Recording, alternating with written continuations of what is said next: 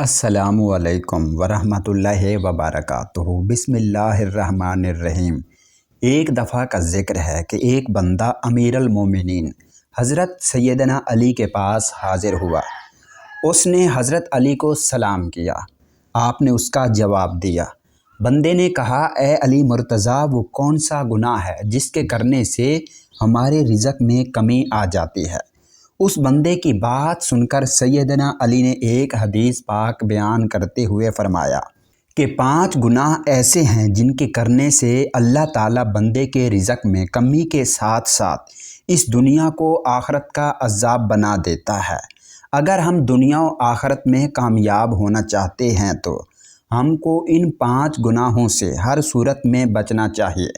جو بندہ ان 5 گناہ کرنے سے نہیں بچ پاتا وہ اپنی دنیا و آخرت تباہ کر لیتا ہے۔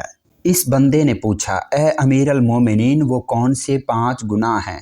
آپ نے فرمایا کہ پہلا گناہ سود کا کاروبار کرنا ہے۔ حضرت علی نے آہ بھرتے ہوئے فرمایا کہ سود کا کاروبار کرنے والا اس دنیا میں بھی ذلیل و خوار ہوگا اور آخرت میں بھی اللہ کے انعام و کرام سے ہاتھ دھو بیٹھے گا اور اس کا ٹھکانہ جہنم میں ہے۔ سود خور انسان کی کوئی عزت نہیں کرتا۔ وہ دوسرے کو ہر وقت پریشانیاں دے دے کر اپنا کاروبار چلاتا ہے، اس لیے اس کو بھی سکون مہیا نہیں ہوتا۔ سود خور کی جب موت ہوگی اس کو قبر میں دفن کیا جائے گا تو بچھو سانپ اس کا چہرہ نوچ دیں گے اور اس کی شکل و صورت تبدیل ہو جائے گی۔ آپ نے ایک سود خور کی بات بتاتے ہوئے فرمایا کہ ایک سود کا کاروبار کرنے والا کسی جگہ سے گر کر مر گیا۔ اس کے گھر والے بہت غم زدہ ہوئے۔ ایک رات بیٹے نے اپنے باپ کو خواب میں دیکھا۔ بیٹے نے اپنے والد سے پوچھا، بابا تیرے ساتھ کیا ہوا؟ والد نے جواب دیتے ہوئے کہا، بیٹا میری تو آخرت تباہ و برباد ہو گئی ہے۔ سیڑھی سے گر کر میری موت واقع ہوئی تھی کہ مجھے جہنم کے گہرے حصے میں ڈال دیا گیا۔ حضرت شیخ سعید نے فرمایا کہ ایک دفعہ میں کسی مکان کی تلاش کر رہا تھا کہ میری ملاقات ایک سود خور بندے سے ہو گئی۔ وہ کہنے لگا، حضور میرے گھر کے ساتھ والا کمرہ فروخت ہو رہا ہے، میں آپ کو وہ لے دیتا ہوں، اس طرح ہم دونوں ہمسائے بن جائیں گے۔ وہ بندہ کہنے لگا کہ یہ مکان بہت اچھا ہے، اس میں کوئی بھی کمی نہیں ہے، نیا تیار ہوا ہے اور بہت ہی عمدہ بنا ہے۔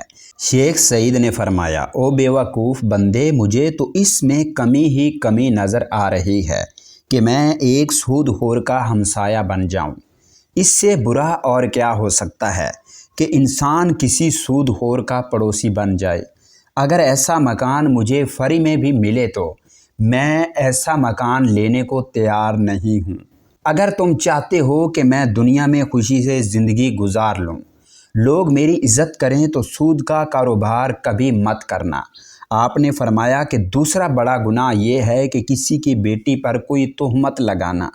اللہ تعالیٰ کا فرمان ہے کہ جو کوئی نیک عورت پر تہمت لگاتا ہے اور اس کی دنیا و آخرت تباہ و برباد ہو جاتی ہے، اور فرمایا کہ تم کسی کی بیٹی سے شادی نہیں کر سکتے تو اس پر تہمت مت لگاؤ، کیونکہ اس کے بوڑھے باپ نے سارا دن محنت مزدوری کر کے اپنی بیٹی کو جوان کیا، اس کی تربیت و پرورش اچھے طریقے سے کی ہے۔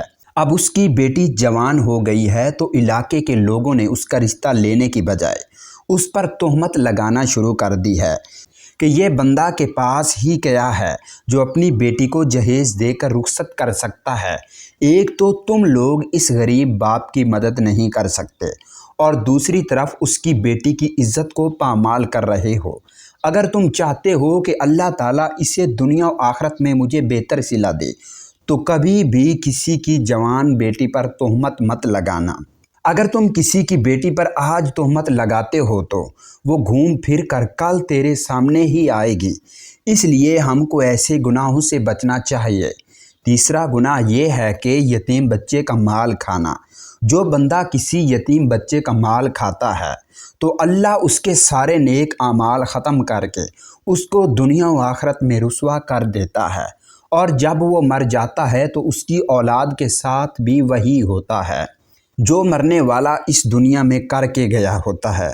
ہمیں چاہیے کہ یتیم بچے کے سر پر ہاتھ رکھیں کہ بیٹا فکر مت کرو، جس چیز کی ضرورت ہے مجھ سے لے لینا۔